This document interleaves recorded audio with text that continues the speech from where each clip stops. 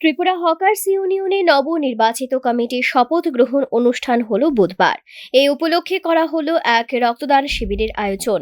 এতে উপস্থিত ছিলেন রাজ্যের মুখ্যমন্ত্রী ডক্টর মানিক সাহা, সঙ্গে ছিলেন আগরতলা পৌর নিগমের মেয়র দীপক মজুমদার সহ অন্যান্যরা।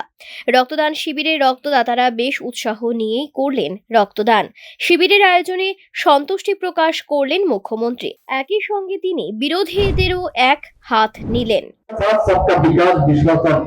তার প্রয়াস মাননীয় প্রধানমন্ত্রী যেগুলো বলছেন যে আমরা সবাইকে নিয়ে চলতে হবে, আমরা পার্টিকুলার একটা শ্রেণী কিন্তু সব শ্রেণী এবং কিছু হলেই ওনারা বলবেন শ্রেণী শত্রু। ওনারা আবার আমার মনে আছে এখানে যে প্রথম মুখ্যমন্ত্রী ত্রিপুরাতে সচিন্দ্রলাল সিংহ, আমি বাড়ির উপর থেকে আমি দেখেছিলাম ওনাকে কিভাবে তারা গণতন্ত্রের কথা বলছেন, এইগুলো কিন্তু দেখানো দরকার।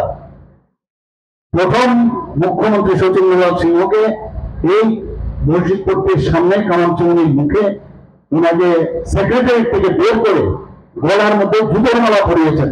এই নেতাগুলোর চেহারা আমার এখনো মনে পড়ে, ওদের এখন আমি দেখেছি। এই 35 বছরের রাজত্বে যারা তারাই ছিল, এটা সবসময় একটা সব জায়গার মধ্যে একটা অ্যাবনর্মালিটি করো। মুখ্যমন্ত্রীর বার্তায় স্পষ্ট, এখন আর অতীতের মতো দিন নেই, সবার সাথে মিলেমিশে চলতে হবে। বিগত দিনে ব্যবসায়ীরা বহু চাপের সম্মুখীন হয়েছেন, কিন্তু এখন এই পরিবেশ নেই ত্রিপুরা রাজ্যে। বাজারে সবাই সমান, বড় হোক কিংবা ছোট দোকান, ব্যবসায়ী মানেই সবাই এক, যা এখন হকার্স মার্কেটে দেখা যায়। Bureau report, news now.